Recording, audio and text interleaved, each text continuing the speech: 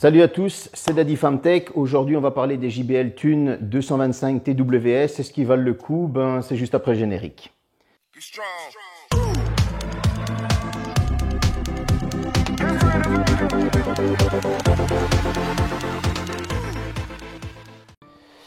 Alors voilà, voici les amis que j'ai testés pendant plus de 2 semaines. Je vous avais affiché sur Instagram quand je les ai reçus. J'ai commencé à les utiliser tout de suite.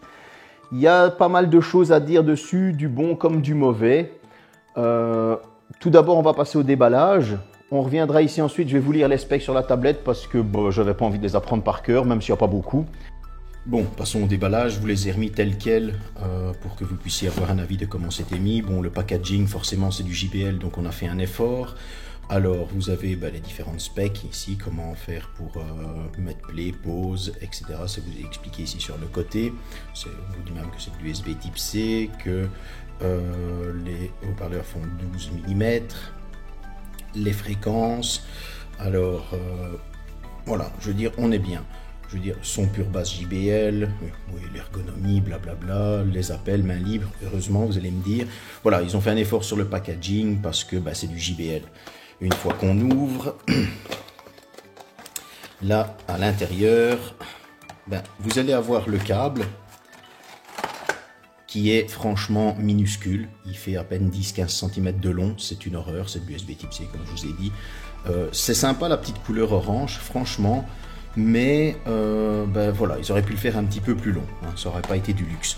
Puis vous avez les fascicules, comme d'habitude, les fameux fascicules que personne ne regarde, ou alors s'il y en a un qui regarde, qu'il me le dise en commentaire.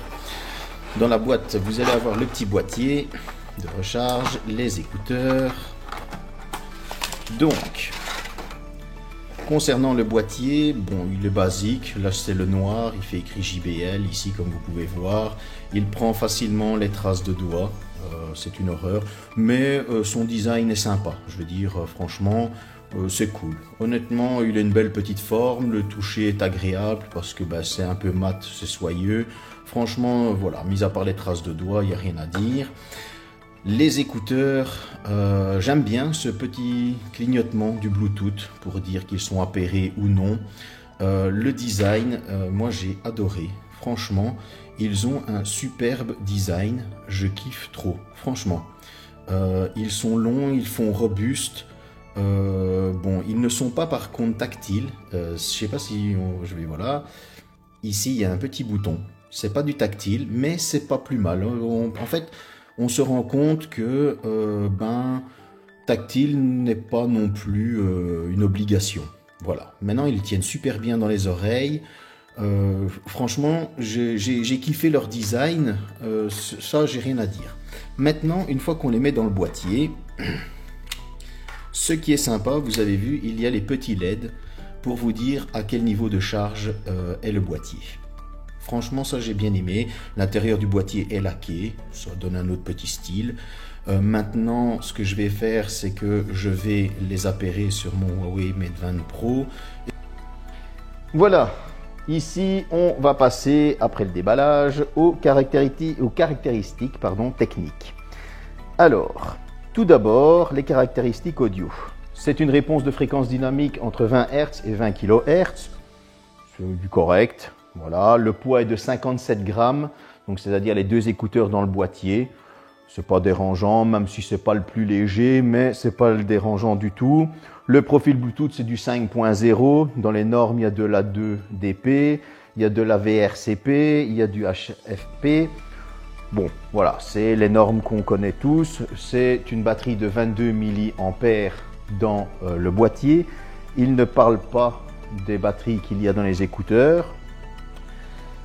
La batterie, je vais vous en parler un petit peu après, je vais revenir dessus. Bon, selon le site JBL, il pourrait faire un effort, je le dis clairement. Les fonctionnalités, Bluetooth, heureusement. Microphone intégré, heureusement. Étui de recharge intelligent, heureusement. Enfin, en gros, si vous écoutez, jusque-là, ils ne se sont pas trop foulés. Hein, je veux dire, son JBL pure basse. Heureusement, parce que c'est des écouteurs JBL, ce serait un son sans basse, ce serait malheureux. Bon voilà, et en bout ergonomique, il y a l'assistant Google intégré, ça c'est sympa.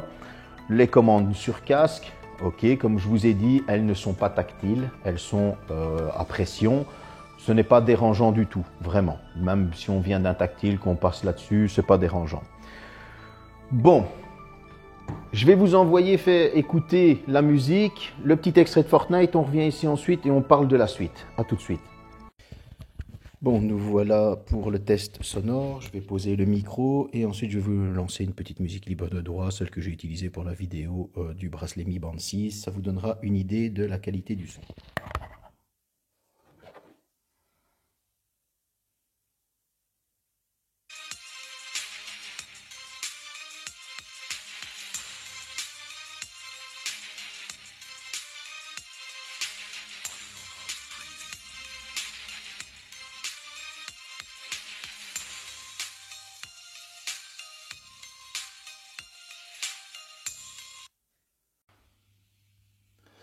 Donc nous voilà sur Fortnite.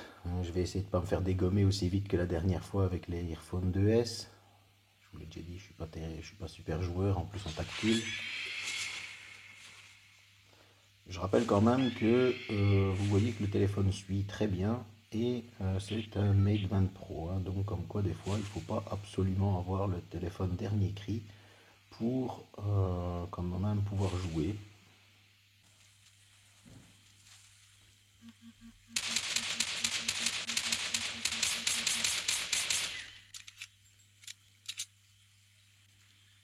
On remarquera, je vais vous montrer tout de suite que il y a une petite latence au niveau du son. Voilà. Alors, voilà nos écouteurs. Moi, j'ai du 50-50 sur ces écouteurs. Autant le son est bon, il est bon, oui, bon, mais pas extrêmement bon. Je m'explique. C'est du son JBL pure basse. Je m'attendais à avoir un peu plus de basse. Bon, vous allez me dire, c'est des écouteurs, c'est pas un casque extra-auriculaire, etc.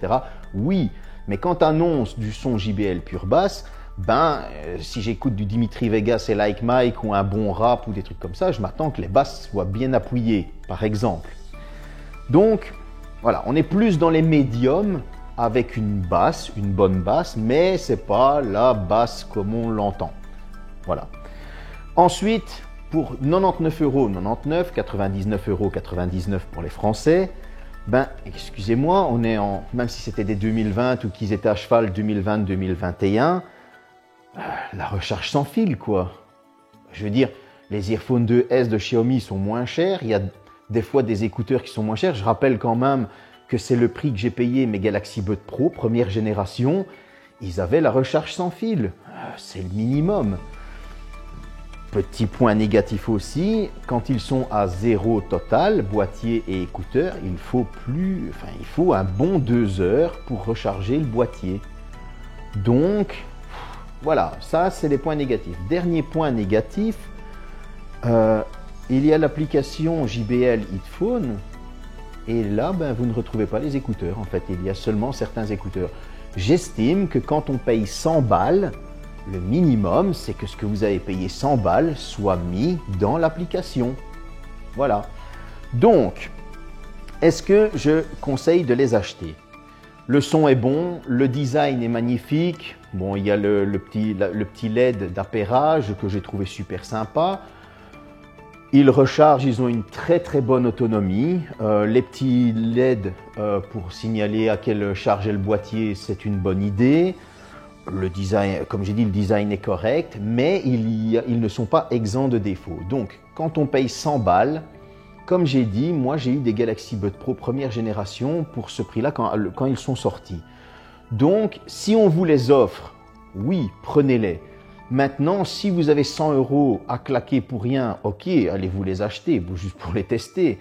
Mais j'estime que quand tu n'as pas 100 balles et que tu veux te payer des écouteurs, tu vas te diriger vers autre chose. C'est une logique. Maintenant, quelle note je leur donnerai pour vous situer le truc? Je ne vais pas leur donner un 8 sur 10, mais je vais leur donner un 7 sur 10. Parce que le son est bon, parce que l'autonomie est bonne, parce que le design est bon. Mais je n'irai pas à 8, 9 ou 10 sur 10, je n'irai pas, non, parce qu'il manque des specs qui, je trouve, à l'heure actuelle, sont une nécessité, sont limite une obligation. Le tactile, pour moi, non, parce que les boutons s'y habituent très vite et je m'y suis habitué en 2 secondes, il n'y avait pas de problème.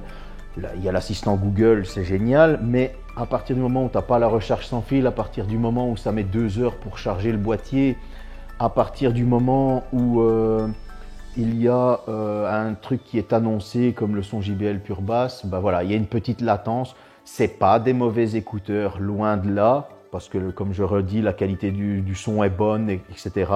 Mais si vous deviez les acheter de votre poche, ben dirigez-vous vers autre chose, simplement.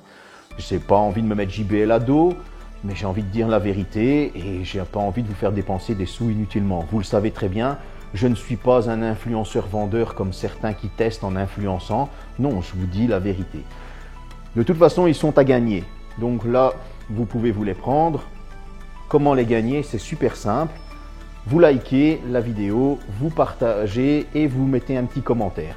D'ici la fin du mois, c'est-à-dire un petit 3 semaines, je tirerai au sort une personne qui aura liké, commenté et partagé. Et je le dirai sur Instagram qui a gagné, simplement. Merci de me suivre, merci de vous abonner, merci d'activer la petite cloche. J'espère que cette vidéo vous a plu. N'oubliez pas aussi de me suivre sur Instagram. À bientôt. Be strong.